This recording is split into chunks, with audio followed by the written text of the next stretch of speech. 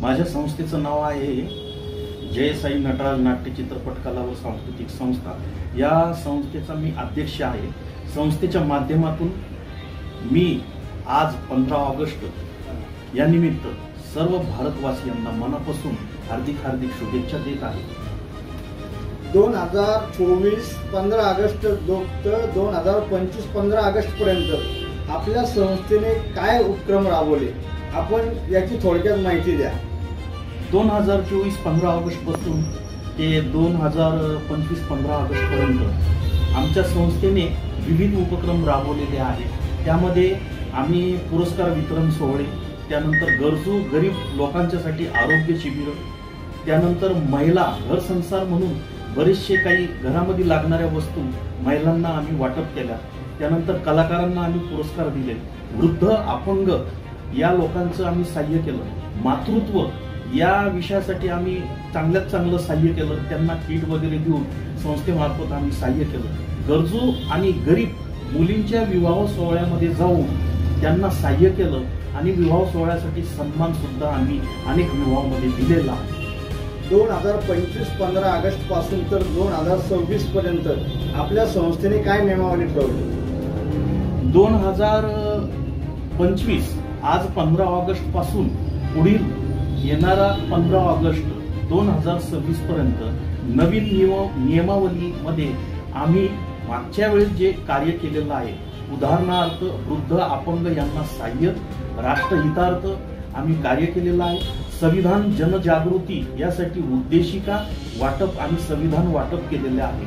त्यानंतर विशेष म्हणजे महिला सक्षमीकरणासाठी बेरोजगार महिला, बेरोजगार युवक आणि बेरोजगारीमध्ये जे आज वातावरण देशाचं आहे यासाठी महिला सक्षमीकरण हा विषय घेऊन बऱ्याचशा महिलांना आम्ही आमच्या समूहामध्ये मानधनाच्या स्वरूपामध्ये संस्थेचा प्रचार त्यांच्याकडून करून त्यांना मानधन स्वरूपात मदतही दिलेली आहे आणि विवाह सोहळ्यासाठी गरजू गरीब मुलींना जे सहाय्य दिलेलं आहे, अपंगांना सहाय्य दिलेलं आहे, हा उपक्रम आम्ही अजूनही जोमाने व्यवस्थितशीरपणे आपल्या भारत देशासाठी करणार आहोत।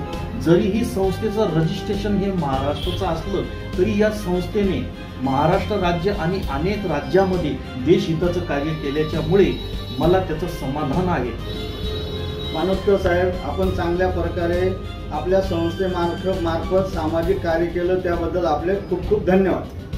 धन्यवाद मानले, मीही धन्यवाद मानतो त्या समूहाचे, कारण की संस्था ही कधीही एकटा मनुष्य चालू शकत नाही आणि ह्यासाठी मी वेगवेगळ्या जिल्ह्यामध्ये वेगवेगळ्या राज्यामध्ये ज्यावेळेस कलेच्या मार्फत गेलो तिथे माझी जी असणारी ओळख आहे आणि तिथे ओळख निर्माण करून मी वेगवेगळ्या राज्यात आपल्या महाराष्ट्र राज्यामध्ये कलाकार, इतर सामाजिक कार्यकर्ते आणि इतर बेरोजगार जी काही लोक आहेत त्या लोकांकडून संस्थेचे जे समूहाच्या मार्फत जनजागृती केली, सहाय्यता केली, त्यांनी देणगीच्या स्वरूपामध्ये मला मदत केली या आणि त्यानंतर शासनाने 4 वेळेस या संस्थेला अनुदान सुद्धा दिलेलं आहे आणि शासन, माझी प्रिय जनता आणि माझ्या समूहामध्ये कार्य करणारे सगळे जे काही समाजसेवक, सेवाभावी कार्य करणारे जे लोक आहेत यांच्या सहकार्यामुळे मी हे कार्य करून आलो आणि माझी संस्था जी आहे ही माननीय मंत्री महोदय अतुलजी सावे साहेब जे आहेत यांच्या मतदारसंघातली माझी संस्था आहे